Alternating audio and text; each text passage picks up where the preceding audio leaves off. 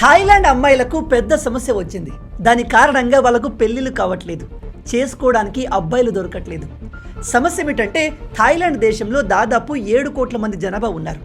అందులో 52% ఫీమేల్స్ ఉంటే 48% మేల్ ఉన్నారు. ఇందులో ప్రాబ్లం ఏంటి?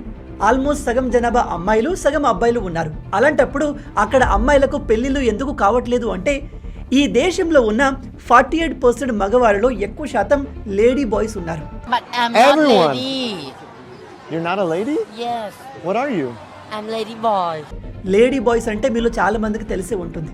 చూడ్డానికి కంప్లీట్ అమ్మాయిలాగా అందంగా ఉంటారు, బట్ వాళ్ళకు మేల్ పార్ట్స్ ఉంటాయి. థాయిలాండ్లో చాలా మంది మహిళలు స్వతహాగా వ్యభిచారాన్ని వృత్తిగా చేస్తూ డబ్బులు సంపాదిస్తున్నారు.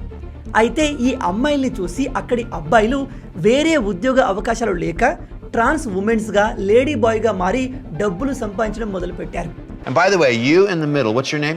My name is Mariko. What's your real name? Joselito.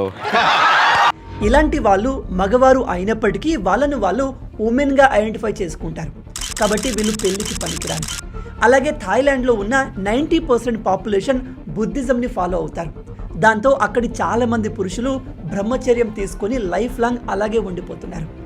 ఇన్ని కారణాల వల్ల థాయిలాండ్లో ఇలాంటి అందమైన అమ్మాయిలకు పెళ్లిళ్ళు జరగట్లేదు, అబ్బాయిలు కరువయ్యారు. థాయిలాండ్ గవర్నమెంట్ ప్రకారం ఈ ప్రాబ్లం రాబోయే రోజుల్లో మరింత సీరియస్ కాబోతుంది. కాబట్టి మీలో ఎవరైనా థాయిలాండ్ ప్రభుత్వానికి హెల్ప్ చేయాలి అనుకుంటే చేయొచ్చు, లేదా హెల్ప్ చేసే మీ ఫ్రెండ్స్ని కింద కామెంట్లో ట్యాగ్ చేయండి. ఇలాంటి అమేజింగ్ ఫ్యాక్ట్స్ కోసం సబ్స్క్రైబ్.